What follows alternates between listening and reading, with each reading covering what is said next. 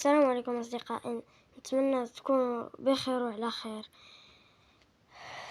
نقدم لكم هذه المباراة ديال المنتخب المغربي ضد المنتخب الإندونيسي، 3 البيوت على واحد البيت.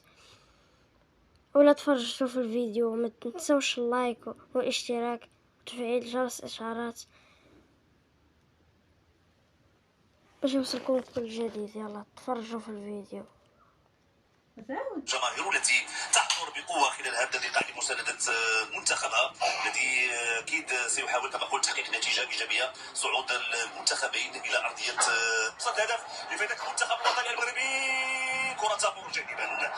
المنتخب الوطني المغربي كان بامكانه يسجل الهدف الاول بواسطه انس علوي. المنتخب الوطني المغربي محمد حمولي تدخل الحكم كيقول ضربه جزاء. الحكم يعلن اول لعبه الكره وهدف اول. انس علوي هدف اول لفائده المنتخب الوطني المغربي.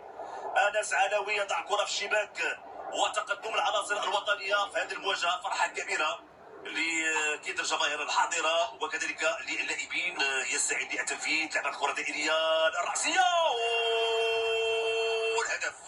هذا هو اللي قلت. عبد الحميد ايت بودلان يستغل هذه الركنيه وهذه الكره الثابته، يضع الكره في الشباك وهدف ثاني لفائده المنتخب الوطني المغربي. ممتاز لاعب عبد الحميد ايت بودلان يرتقي فوق الجميع والعبيد، يضع الكره في الشباك. الحارس اكرام علي جفاري. خطيره الكره في المرمى، خطيره والكره في الشباك. هدف اول لفائده المنتخب الاندونيسي. اسيورا نبيل يتمكن من تسجيل الهدف الاول. الفرحه الكبيره ديال الجماهير الاندونيسيه.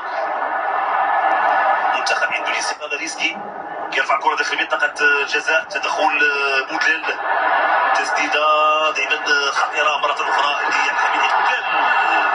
تسديده مرات جانبا كانت خطيره. حميد معالي وحمولي داخل منطقه الجزاء. فرصه هدف هدف ثالث لفائده المنتخب الوطني المغربي. ثنائيه مرتد هجومي ممتاز للعناصر الوطنيه. عبد الحميد معالي يمرر لمحمد حمولي، يضع الكره في الشباك. هدف ثالث لفائده المنتخب الوطني المغربي في وقت مهم جدا، في وقت مناسب.